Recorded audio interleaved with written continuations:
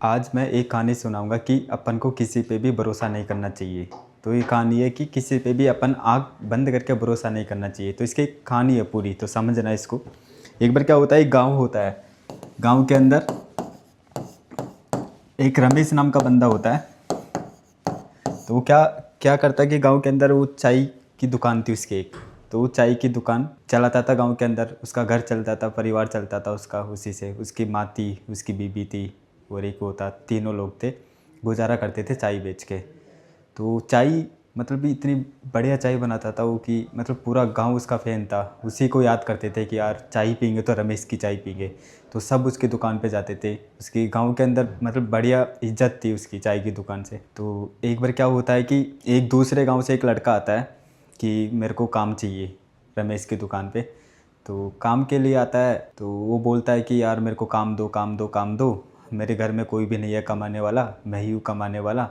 तो रमेश थोड़ा इमोशनल हो जाता है, तो उसको रख लेता है बिना उसकी जान पहचान करे, ना उसकी इंक्वायरी किए उसको रख लेता है कि चलो कोई ना, इसको रोज़गार की ज़रूरत है तो मैं दे देता हूँ इसको। तो शाम को वो घर पे जाता है। तो जो लड़का था उसने बोला कि मेरे को कुछ भी नहीं चाहिए, ना मेरे को पैसा चाहिए, ना मेरे को कुछ चाहिए, मेरे को बस रहने की जगह और एक टाइम का खाना चाहिए। तो रमेश सोचा यार ये तो बढ़िया है, इसको खाना ही तो देना है एक टाइम का, और रहने की जगह जो दुकान में सो लेगा ये यहीं पे, और दुकान की रखवाली भी कर लेगा कि रात को चोरी वोरी ना हो। तो वो ऐसे रख लेता उसको इस कंडीशन पे। अब शाम को जाता है, उसकी बीबी को बताता है कि आज मैंने एक बंदा रखा है दुकान पे जो अपना काम करेगा। तो बीबी बोलती है कि अपन को ऐसे ही नहीं रखना चाहिए अनजान को, कि क्या पता वो भरोसे लायक है या नहीं है, तो क्या करना चाहिए। तो बीबी बोली कि उसकी कल सुबह जाके आप उससे पूछो कि कौन से गांव से है, पहले क्या काम करता था, कहाँ रहता है, उसका क्या नाम है, उसके पापा का नाम क्या है। तो रमेश सुबह जल्दी उठ के जाता है, उससे पूछता है। तो वो सब चीज़ें बताता है कि मैं आपके पास वाले गांव में ही रहता हूँ। पास वाले गांव में बताया उसने, चलो कोई ना।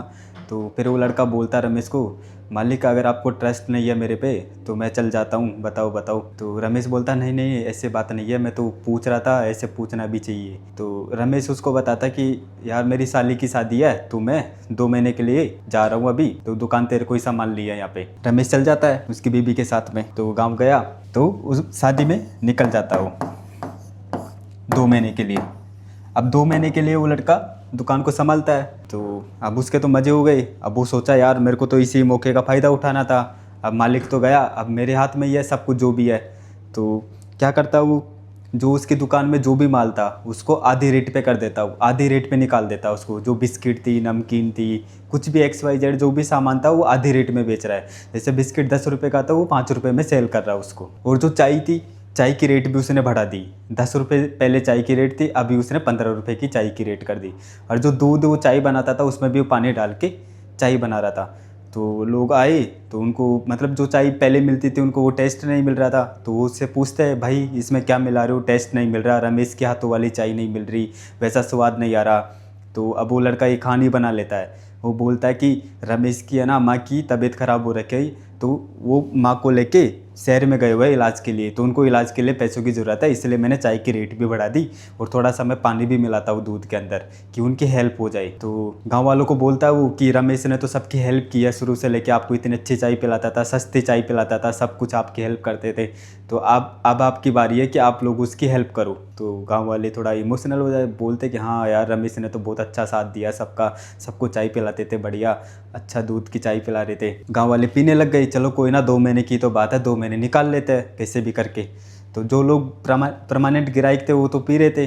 तो 15 रुपये आधे दाम में, तो वो उस लड़के के पास में अच्छा प्रॉफिट हो गया, मतलब कि पूरा 2 महीने के अंदर उसने अच्छा प्रॉफिट कमा लिया। अब प्रॉफिट कमा के अब उसने सोचा कि यार रमेश आने वाला है। तो रमेश आने वाला था, 2 दिन बचे थे उसके। तो अब 2 दिन पहले वो दुकान को बंद करके चल जाता है, क्योंकि वो तो पैसा कमा लिया, अच्छा खासा कमा के वो निकल गया, वहाँ से भग गया दुकान बंद करके। तो रमेश आता, देखता यार मेरी तो दुकान ही बंद है। तो वो देखा कि क्या पता सो रहा होगा, तो अंदर देखा, वो तो अंदर भी नहीं मिला, बाहर भी नहीं है। गांव वालों को देखा कि वो कहाँ पे गया, कहाँ पे गया। तो वो बोला कि 2 दिन से आपकी दुकान ही बंद है, वो पता नहीं कहाँ गया। तो रमेश समझ जाता है कि यार उसने मेरे साथ में धोखा किया है। तो गाँव वाले बताए उसको कि वो आधी रेट में ही सामान बेचता था, और चाय भी वो रेट बढ़ा दिया, और दूध के अंदर भी पानी मिलाता था।